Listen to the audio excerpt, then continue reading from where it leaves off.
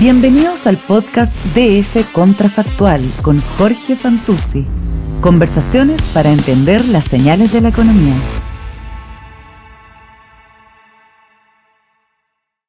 Hola, ¿cómo están? Soy Jorge Fantuzzi. Esto es Contrafactual, el podcast que hacemos para darle una mirada alternativa a la economía. Ahora en un ciclo de conversaciones para darle una mirada económica a los programas de gobierno de los candidatos en las primarias. Vamos a tener conversaciones con todos. Este capítulo lo queremos dedicar especialmente a la candidatura y al programa económico de Gonzalo Vinter. Para eso nos acompaña Sebastián García. Sebastián es economista, estudiante para doctorarse en economía también en Francia. Así que, Sebastián, muchas gracias por acompañarnos y por contarnos de qué se trata o qué refleja la mirada económica del programa de Gonzalo Vinter. No, Jorge, primero agradecerte a ti la oportunidad, la invitación. Aprovecho de felicitarte a ti y a todo tu equipo que hace el podcast posible. Yo había recibido muy buenas recomendaciones, no recuerdo exactamente hace cuánto, le pegué una mirada al programa y ahora que recibí la invitación volví a escucharlo.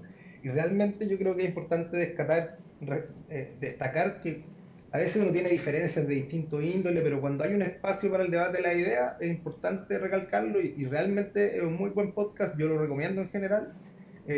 Así que nada, muy agradecido de estar acá y muy agradecido de que este espacio exista. Gracias por las recomendaciones. Se hace lo que se puede. Así que, oye, Sebastián, entremos en materia. Te quiero preguntar, Ya. tal vez lo más general, abierto. Yo tengo varios temitas ahí que me gustaría preguntarte, pero ¿cuál dirías tú que son los pilares, los principales lineamientos del programa, especialmente la parte económica del programa de Gonzalo Vinter?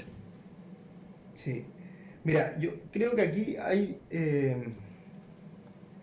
una cuestión yo creo que es fundamental destacar, que yo creo que es lo primero que aparece en el área económica, que es la idea de la necesidad que tiene Chile de establecer una estrategia nacional de desarrollo, fijar un rumbo.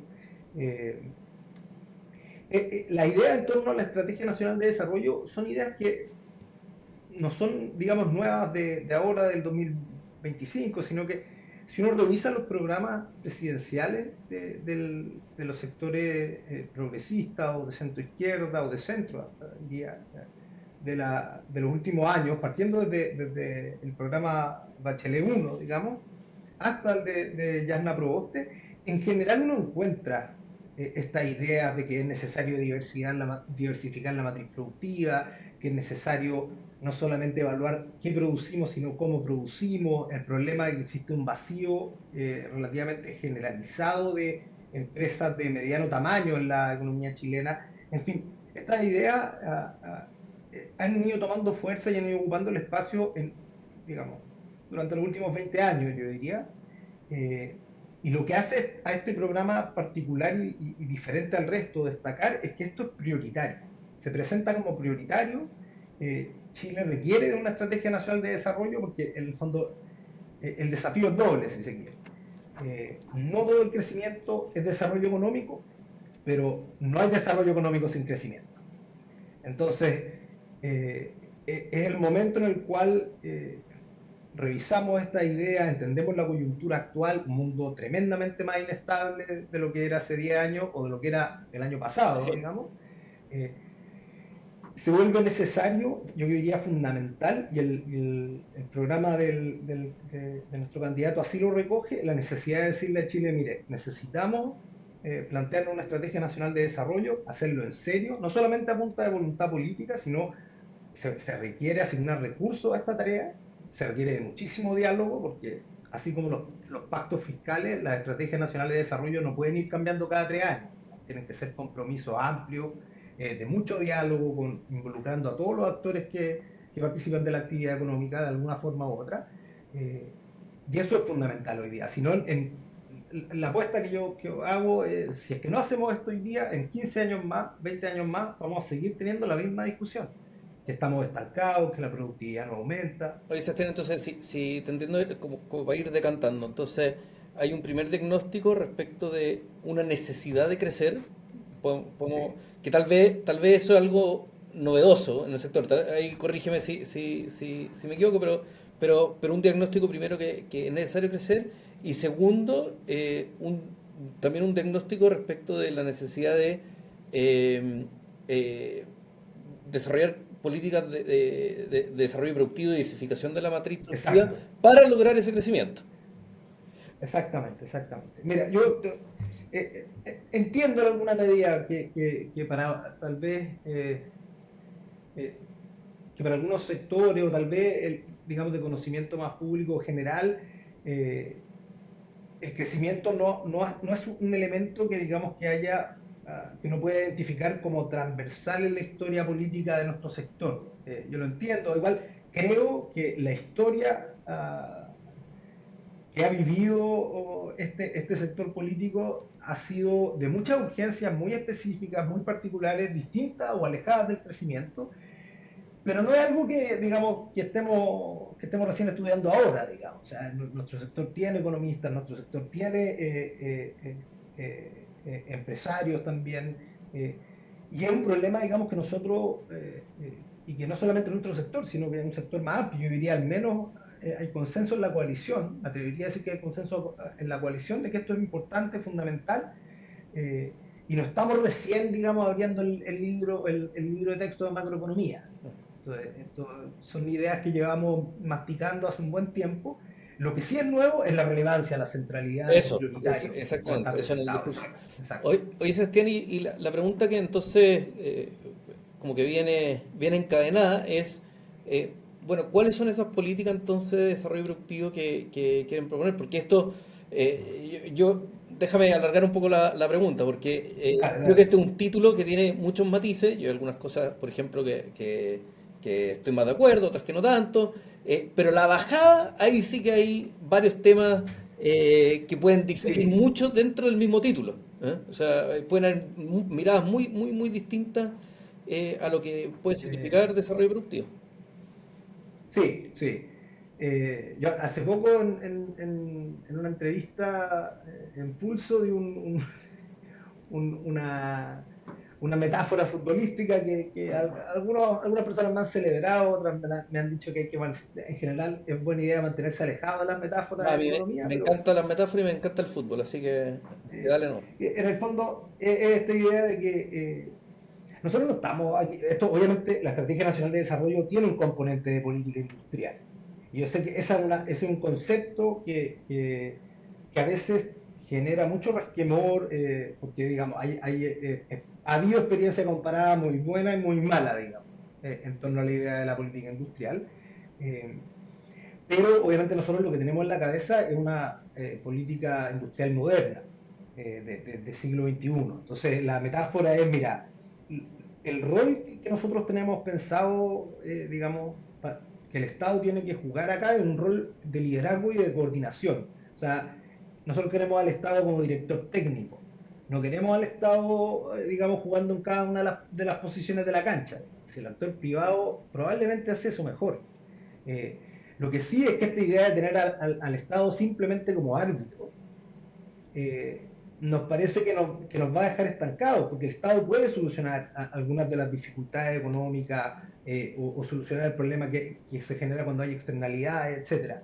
Y bueno, para qué decir que hay sectores que quieren jugar hasta sin árbitro y sin reglas y que cada uno haga lo que quiera. Entonces, por eso es la metáfora, es media peligrosa, pero a mí Oye, me Sebastián, gusta porque pero, precisamente es un rol de coordinación, pero dentro de esa lo línea principal. de la metáfora, de nuevo, caben muchas cosas. O sea, yo me imagino casi todos los programas de gobierno, estoy hablando no de las primarias, sino que de los posibles presidenciales, Ujú. que podrían caber dentro de esa idea de tener un buen director técnico más que solo un árbitro, ¿no es cierto? O sea, que el Estado represente. Sí, Y sí, creo que está bien, pero de nuevo la bajada, la relante. O sea, para ya. ponerle algunos títulos, ahí tú andas diciendo por dónde vamos, pero política industrial puede ser, en este lenguaje del BID, ¿no es cierto?, de hace algunos años, temas de política horizontales, tipo de incentivo a la innovación Sí, o sí, al emprendimiento, o pueden ser cosas más verticales, tipo política de clústeres. Incluso, exacto. siendo más o menos impreciso con el concepto, uno podría pensar que lo que está haciendo Trump en Estados Unidos con los aranceles también es política industrial, ¿no es cierto? Entonces, a ver si le podemos dar un poco de forma al... Mira, le diste al clavo en los tres puntos, Ujú. te diría. Muy buena la pregunta, como lo enmarcaste. Eh, yo creo que aquí, sí, primero, antes de responder un paso atrás, en el fondo esto es una cuestión media fundamental, que a veces uno la asume como dada y perogrullo, pero creo que es importante volver a insistir en esto de que una estrategia nacional de desarrollo realmente requiere de mucho diálogo. Esto no lo decimos simplemente para la galería, es de verdad, requiere sentarse a conversar, sea de forma sectorial o de la forma que sea, para precisamente fijar rumbo de forma colectiva, porque si es que esto lo vamos a cambiar entre años, no funciona. Eso es lo primero. Lo segundo, es que precisamente ese diálogo es el que tiene que ir dando esas delimitaciones. Ahora, lo que nosotros proponemos es una mezcla de estas dos cosas. O sea, esto no puede ser solamente política industrial vertical. Eso en general, cuando es solamente eso, incluso cuando se tiene éxito, las ganancias de productividad no se expanden al resto de la economía. O no siempre, tal vez, eso me parece más preciso decirlo así, no siempre se expande la economía. Y muchas veces los cuellos de botella no se pueden abordar desde política industrial vertical. Hay veces que el problema es un tema, no sé, de asesoría del riesgo, o sea, de cómo uno evalúa el riesgo de la adopción de una nueva tecnología. Eso no necesita una política industrial vertical, eso necesita una política industrial horizontal, ¿no? O sea, hay que generar algún tipo de institucionalidad pública que pueda ayudar a los bancos a Bueno, hacer bien que, que existe, ¿no es esa cierto? asignación de riesgo. Que existe, está la centro, no Eh, sé, la Corfo tiene exacto, Startup Chile, una política horizontal, podemos decir. exacto. Claro. Mira, déjame dar un ejemplo, que es un ejemplo en el cual lo voy a presentar tal como está, pero de ahí voy a tomar algunos matices, que en el fondo te vayas a dar cuenta de inmediato cuando lo explique. Si uno toma la Estrategia Nacional del Litio, ¿ya? Que es una decisión de política industrial que es bien específica, en el sentido que es una política vertical, porque elige un sector específico, El digamos. litio. No solamente eso, sí, claro, y no solamente hace eso, sino que hace que el Estado entre en la cuestión productiva, lo que es, de nuevo, bien particular. Esto no necesariamente lo que tenemos pensado para toda la Estrategia Nacional de Desarrollo. Eh,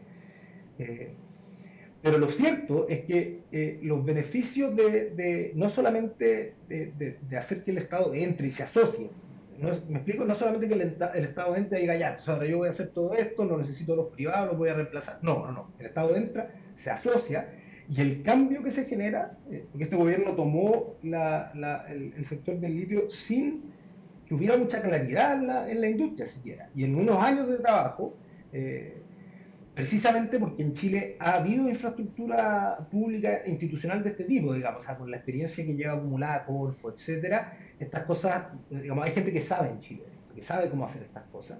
eh, y se llegamos a esta situación en la cual en los próximos 10 años deberíamos duplicar la producción. Eh, y, y en el fondo, esa idea de que el Estado puede entregarle estabilidad y predictibilidad a un sector productivo y a las industrias aledañas es algo que nosotros estamos viendo concretamente que está sucediendo en el sector del litio. Eh, Ahora, si uno dice, mira, en el sector forestal, por ejemplo, mira, hay claramente, no soy experto forestal, entonces alguien podrá corregirme, pero yo tengo la impresión de que el Estado no tiene por qué entrar como productor, digamos. No, aquí hay un tema de cómo se hacen, cómo se hace que la asignación de crédito sea más eficiente, que precisamente los bancos puedan evaluar bien el riesgo de la adopción tecnológica. En ese sentido, el proyecto de ley que acaba de pasar la Cámara de Diputados, que la FIDE, que es como una suerte de Banco Nacional de Desarrollo, precisamente ha sido fruto de un diálogo muy interesante entre los agentes productores de todos los tamaños y el Estado. O sea, la idea de que hayan créditos de segundo piso, es decir, que en el fondo no es el Estado, aunque creo que va a haber un pequeño porcentaje, vamos a ver qué dice el Senado, pero el Estado no entra a conversar con la empresa directamente, te presto, no, digamos, el Estado entra a asesorar al banco, a prestarle ayuda a que los bancos hagan bien esta asignación de crédito. Eh, Esas son políticas en las que en general hay relativo consenso. El tema es que hay falta capacidad institucional eh, para precisamente lograr extender esta política industrial hacia más sectores de la economía. Oye, Sebastián, pero Eh, si te entiendo bien, esa última frase es justo la propuesta que podríamos decir, porque ya, respecto, no hemos hablado todavía de los aranceles y Trump, pero partamos por la horizontal, entiendo que sería algo que ustedes seguirían potenciando, sería parte de. sí, sí, sí. Y las verticales ya existen, tuviste, ¿no es cierto?, algunos ejemplos ejemplos en sectores en los que sí y en los que no, y eso también existe, En los que no. ¿cierto? Claro. Entonces la pregunta es, lo que ustedes harían o lo que ustedes proponen es avanzar en identificar más sectores que podríamos llamar comillas estratégicos para que el Estado potencie de distintas maneras. En algunos casos va a ser una participación más activa, en otros casos va a ser un eje más de coordinación, pero que sería encontrar más sectores en los que el Estado debería potenciar su participación para el desarrollo. Yo diría que es tal vez ir un paso más allá. Es que en Chile quede instalada una infraestructura institucional que nos permita hacer este ejercicio de forma ordenada y armónica en el tiempo. Porque también hay elementos dentro de la Estrategia Nacional de Desarrollo que tienen que ver precisamente con prever o identificar cuáles son las principales amenazas de la economía en general y de los distintos sectores. Eh, en ese sentido, precisamente las decisiones que tomó Estados Unidos respecto de su política comercial internacional son precisamente, o uno puede adivinar que son una suerte de política industrial disfrazada o algo por el estilo. Ni tan Pero disfrazada, precisamente, bastante no, no lejana. tan disfrazada en realidad, sí. Eh, y por ejemplo, una de las cosas que nosotros tenemos en mente es que precisamente por lo que significa la inestabilidad global para Chile, es que la política comercial de Chile tiene que estar en unísono y en coordinación con la Estrategia Nacional de Desarrollo, es decir, la política industrial, la política económica, la política fiscal, la política laboral, la política comercial, tienen que al menos tener un ojo sistémico. Eh, y volviendo al tema del litio, hay una cuestión muy, muy interesante que se generan cuando se dan estos espacios de diálogo y de coordinación. No solamente la producción de litio se va a duplicar en 10 años, sino que la introducción de tecnología de producción limpia es precisamente posible porque en el fondo cuando tienes a todo el sector sentado conversando, la economía de escala está ahí. La forma en cómo se protegen los salarios, la protección va a pasar de 7% a 30%, o sea, es realmente una actividad económica en la cual todos los actores están tomando los resguardos, precisamente porque hay una visión sistémica. Si cada salar se explota de forma descoordinada, esto no es posible, ¿no? Entonces, hay muchos beneficios. Ahora, por cierto que es muy importante, y por eso hacía el relevo de lo importante que es la institucionalidad que sostiene estos espacios de colaboración, porque a toda costa hay que darle y exigirle el mayor de los estándares profesionales. Hay que tener personas que sean expertas en estos temas. No es fácil de encontrar este nivel o esta especificidad del capital humano. Es muy importante que no tenga rotación. Digamos, yo en algún momento me conversé casualmente con el ministro Grau, hablando de este tema, me decía, mira, que esto esté en Corfo, por ejemplo, darle un impulso importante a Corfo o la FIE, etcétera, esto permite que todos estos diálogos, diagnósticos, estudios estén fuera de los gabinetes. Eso es importantísimo, digamos. Si uno realmente quiere una estrategia nacional de desarrollo, estas cosas no se pueden hacer simplemente desde los gabinetes ministeriales. Bueno, tú. Es una mala recomendación de política eso. Oye, Sebastián, te quiero preguntar por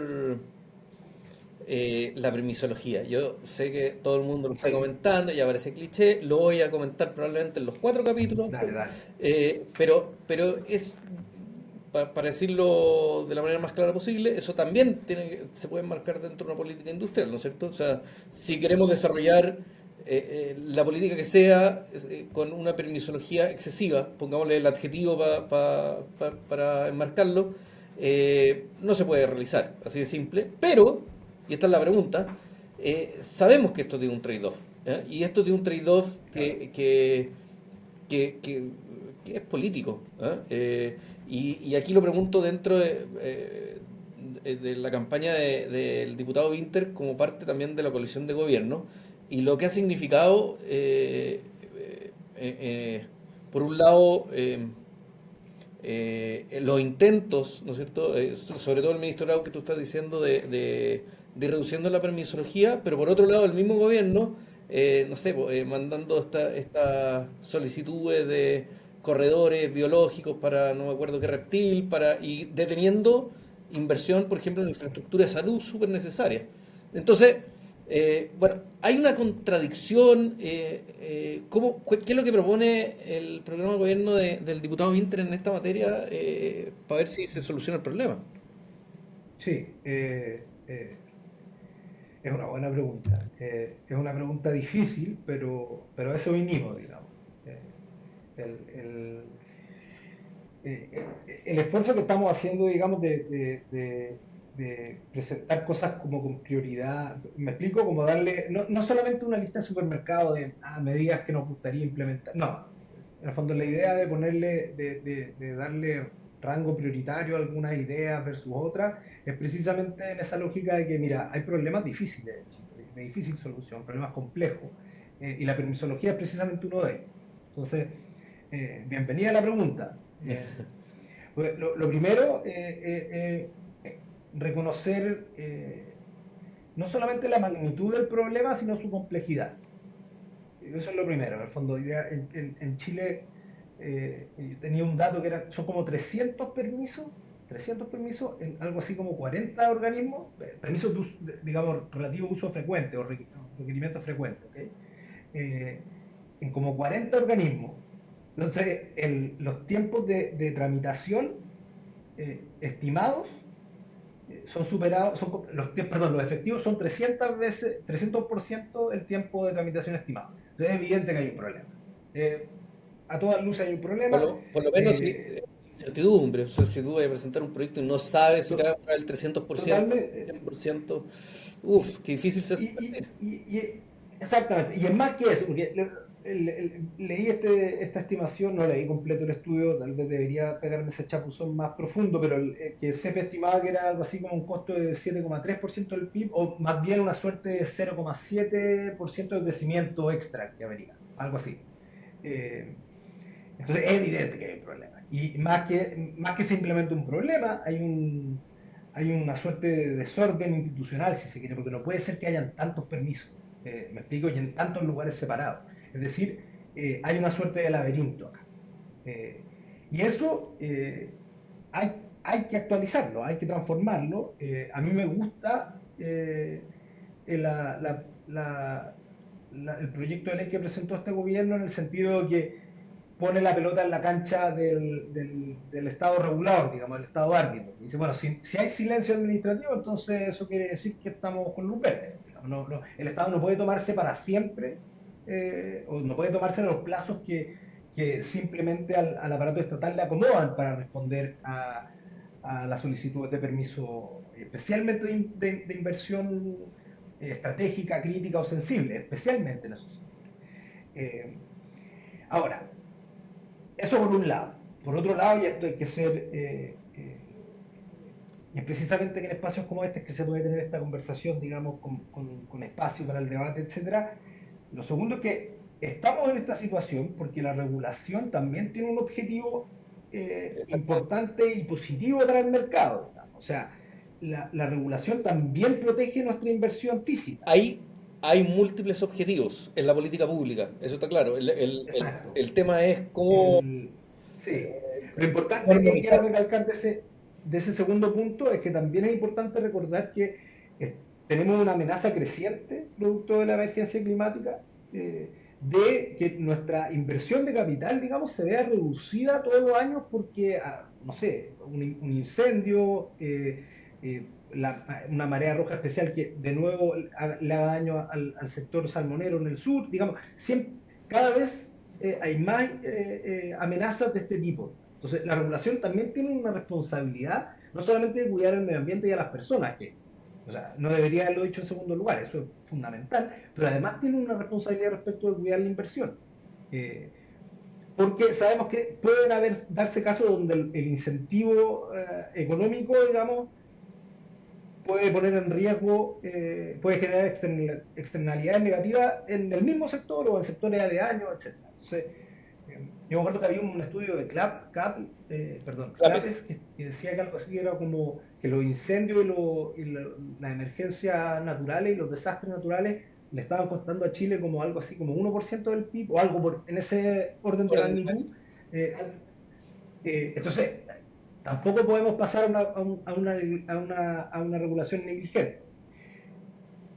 Dicho estas dos cosas, digamos, hecho el contrapunto de que es evidente que hay un problema gravísimo en la permisología y que no nos podemos, digamos, pasar al extremo de dejar que, bueno, que cualquier inversión siga nomás, estas cosas tienen que estudiarse, es que esto hay que tomarlo desde una perspectiva, digamos, de política más elevada, en el sentido de que voy a hacerme la exigencia doble, digamos. Esto tiene que ver con la modernización del Estado.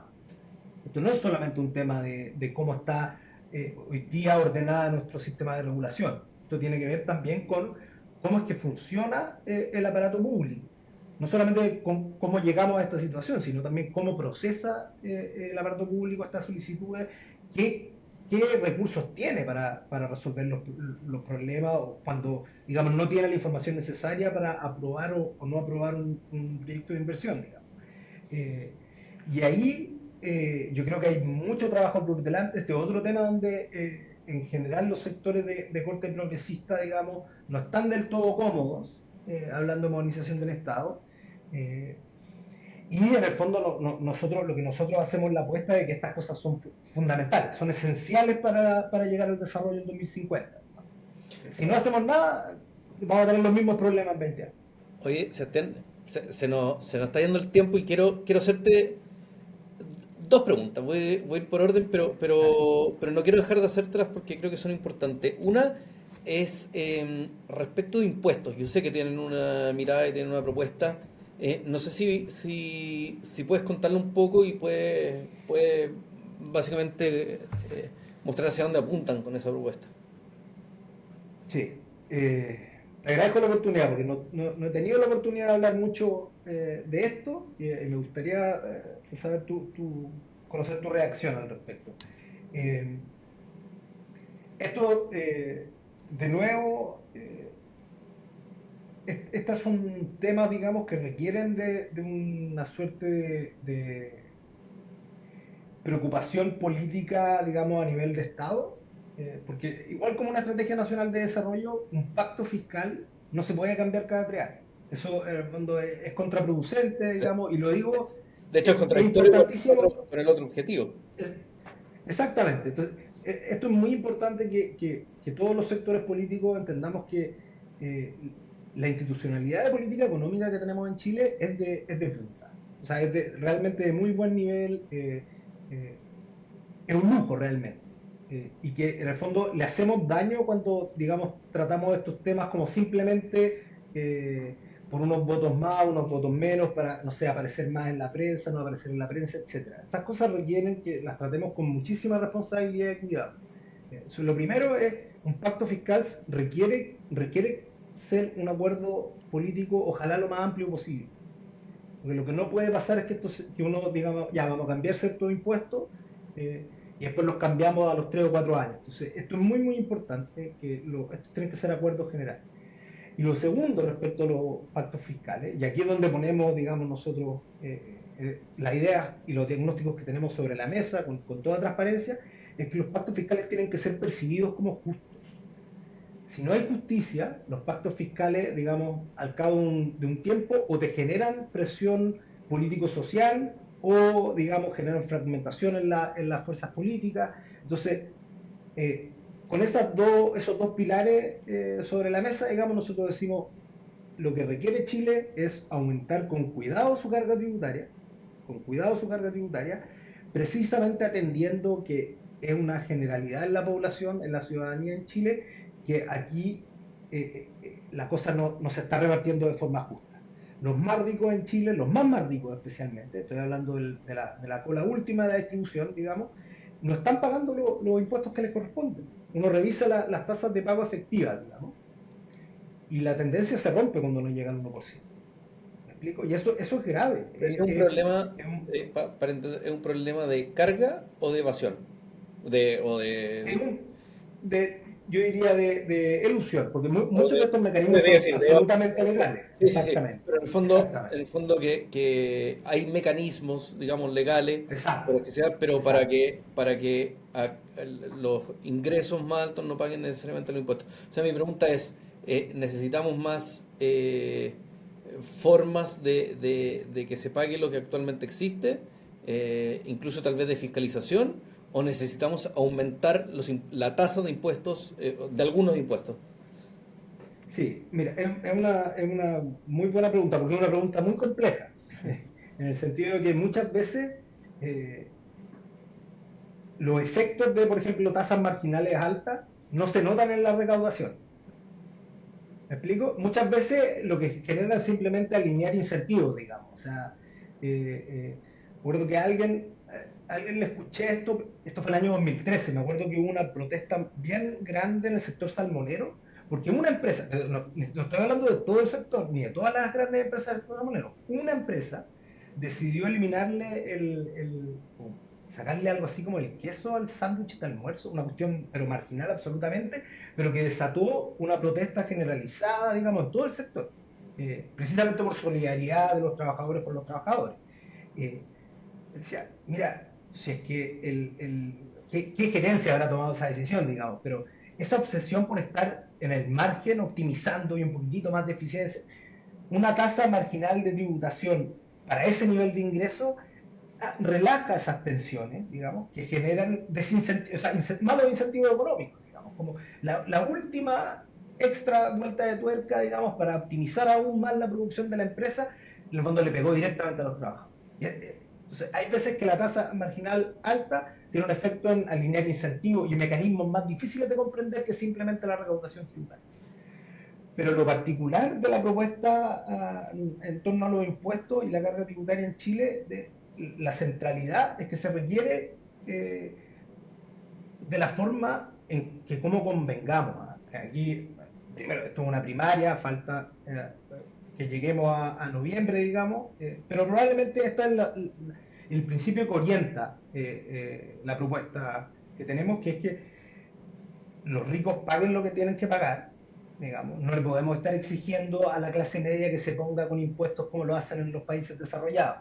Eso, por el momento, está bien difícil, porque no estamos ofreciendo las prestaciones públicas que sí se ofrecen en Alemania, en Francia, que es que uno paga impuestos considerables, pero la educación pública de altísima calidad, la salud pública nunca te deja botado.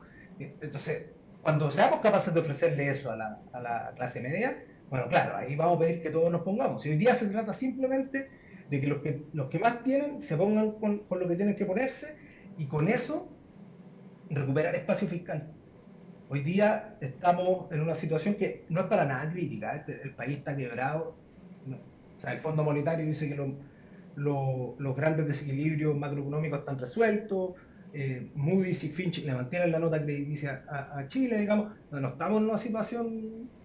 Pero lo cierto es que estamos muy cerca de ese límite de 45% de la deuda, que a mí me parece razonable, pero si hoy día nos pega una crisis fuerte, no tenemos mucho espacio para cuidar a precisamente los sectores de la población que están más vulnerables, o sea, los más jóvenes, los que tienen entre 18 y 25 años, tal vez un poco más, que se están incorporando al mercado laboral después de haber visto los años finales de su educación, de cualquier tipo, universitaria, secundaria, técnico profesional, que se vieron afectados en los últimos años de su educación por el COVID. Entonces, a esas generaciones no las podemos dejar botadas si nos pega una crisis. Se pueden venir shocks. Ya hablamos de la incertidumbre. Exactamente, exactamente. Esa es nuestra principal amenaza, sí. La inestabilidad global. Oye, Sebastián, entonces, bajar impuestos a mí me preocupa mucho, esa idea de bajar los impuestos, porque, bueno, entonces, ¿cómo ganamos espacio fiscal si la deuda hay que disminuir? Claro, hay una idea ahí también de elasticidad, ¿no es cierto? Bueno, la curva Laffer, digamos, o sea, de que, bueno, si seguimos aumentando simplemente vamos a ir rebajar. Pero yo sé que este es un debate gigantesco. Es un debate y con evidencia comparada, si aquí todavía queda un poquitito de espacio de aumentar la carga tributaria para llegar al nivel que tenían los países de la OCDE cuando estaban en nuestro estadio de desarrollo, digamos. A mí esa métrica no es la que más me gusta. He dedicado un buen tiempo de mis estudios doctorales a estudiar historia económica. Tengo la impresión de que no es como que los países desarrollados fueron de a poquitito subiendo la carga fiscal.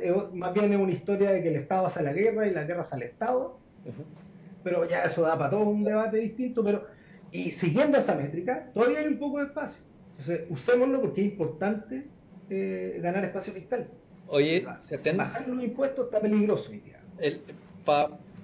Como es un gran tema quiero pasarme tal vez al último tema que nos va a dar tiempo, que es el mercado laboral. ¿Ya?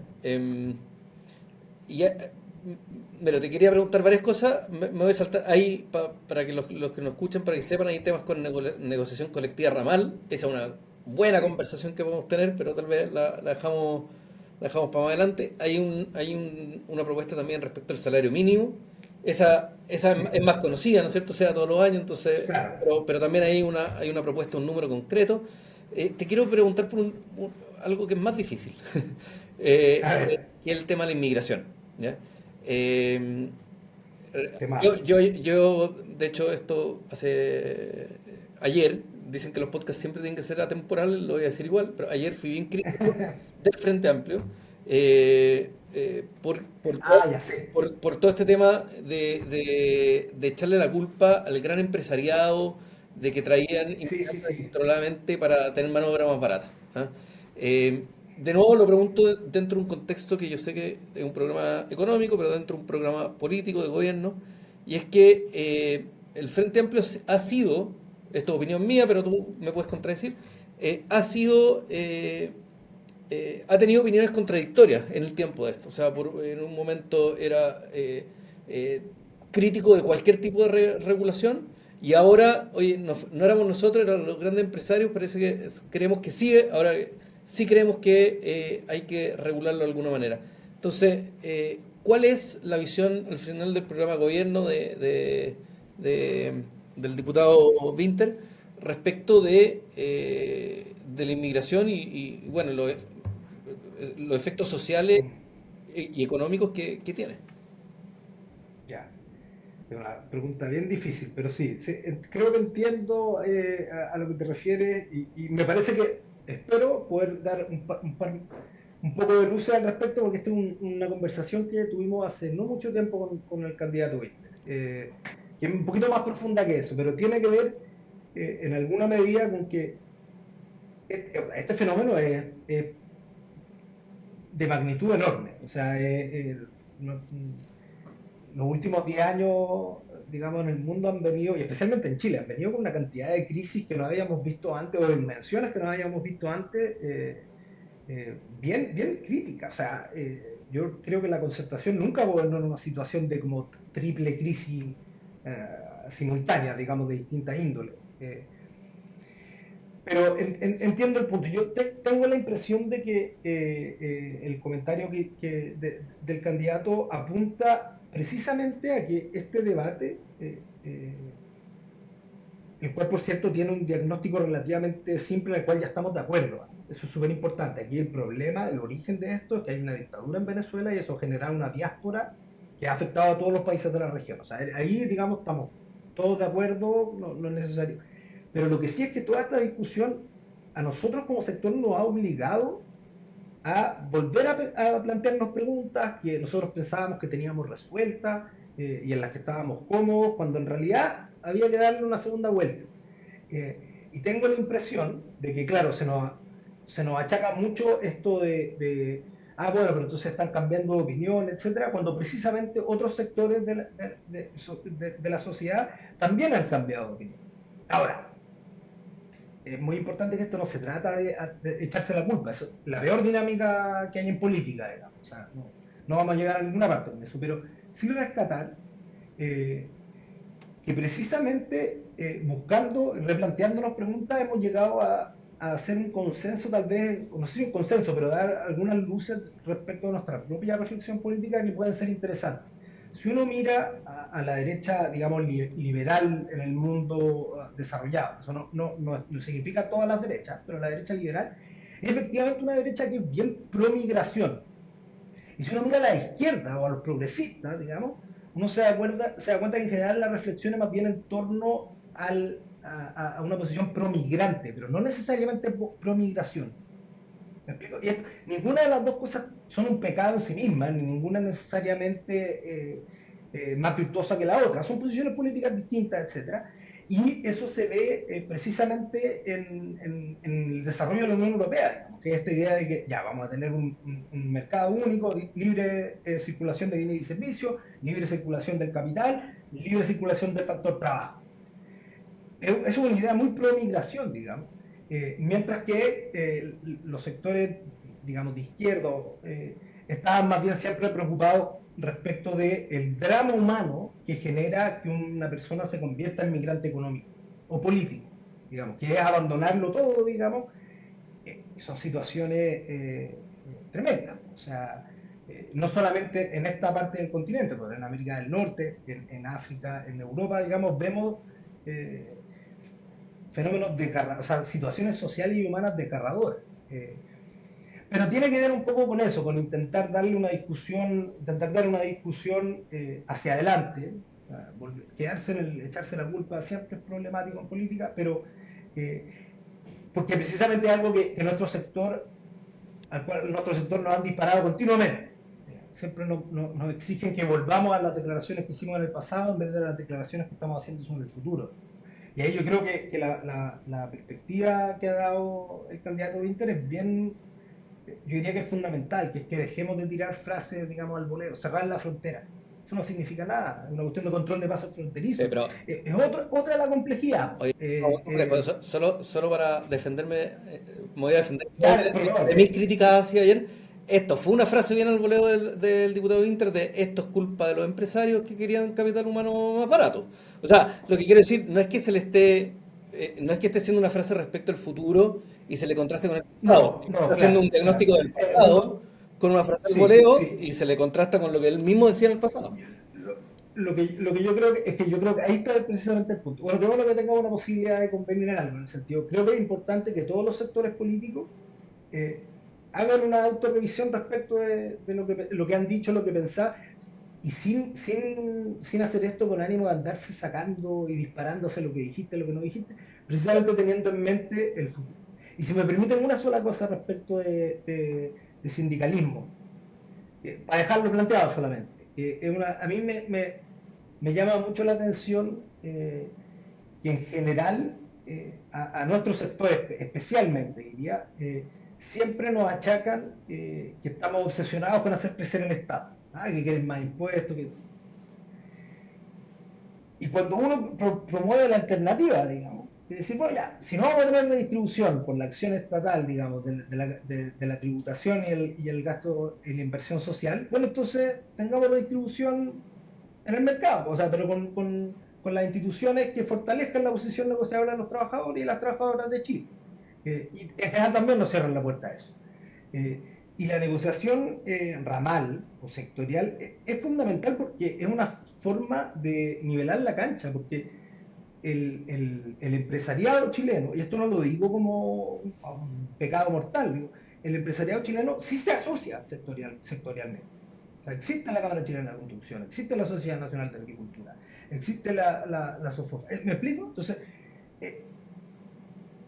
el sindicalismo abre la oportunidad a que tengamos un diálogo social y económico y político, respetuoso, por cierto, en el seno de nuestra actividad productiva. Y yo creo que algo que sería muy positivo para Chile, que todos los sectores políticos intentemos dejar la carga histórica que está asociada que la izquierda le ha cargado al trabajo, digamos, por una suerte de representación política bien honesta, yo diría, pero que le abramos la puerta a decir, mira, tal vez aquí hay una suerte de institucionalidad que no hemos probado o que no se ha probado en el mundo, pero que puede rendir fruto porque precisamente se basa en el diálogo y en el encuentro honesto. Digamos, en una negociación sindical dentro de una empresa, uno no puede andar insultándose así nomás y después que, digamos, al día siguiente hay que trabajar igual. Entonces, a mí me parece que sería una oportunidad tremenda para Chile que todos los sectores políticos nos abriéramos a discutir este tema, porque es una de las mejores formas de redistribuir, digamos. No necesitamos alargar la mano del Estado. Y yo sé que es algo que le preocupa mucho a los sectores que están más alejados de nosotros, también nos preocupa a nosotros. La ineficiencia en el Estado, este tema de las licencias médicas en el sector público, o sea, son temas que yo intento no hablar mucho de eso porque a mí me da una rabia profunda, digamos. O sea, después tengo que hablar de que hay que aumentar la carga tributaria. No va a ser el trabajo más fácil. Sí, y le hace mucho daño a los funcionarios públicos. Oye, Sebastián, a los honestos. Se nos quedan un montón de temas ahí en el tintero. La conversa está muy entretenida. Nos pasamos un ratito del tiempo, pero por eso te quiero dar las gracias por esta conversación, muy entretenida. Creo que hay varios de los elementos de la campaña que para aquellos que se quieren informar y votar informados son súper útiles para tomar una decisión, así que te agradezco por contarnos de la visión del diputado Inter en este capítulo de Contrafactual, especial de primarias. Muchas gracias a ti y a todo el equipo por la invitación, de verdad lo repito, estos espacios donde se privilegia el debate de las ideas hay que destacarlo y valorarlo, así que muchas gracias por la invitación y espero algún día volver de invitado, pero tal vez hablar de otros temas. Sí, hablamos de la tanto en la lista académica, que siempre son temas bienvenidos, así que feliz. Hoy, bueno, y muchas gracias. A los que nos escuchan, muchas gracias, lo esperamos en un próximo capítulo de este podcast que en esta oportunidad estamos dedicando a los programas económicos de los candidatos primarios. Así que muchas gracias y nos vemos pronto. Esto fue Contrafactual, conversaciones para entender las señales de la economía, un podcast de Diario Financiero.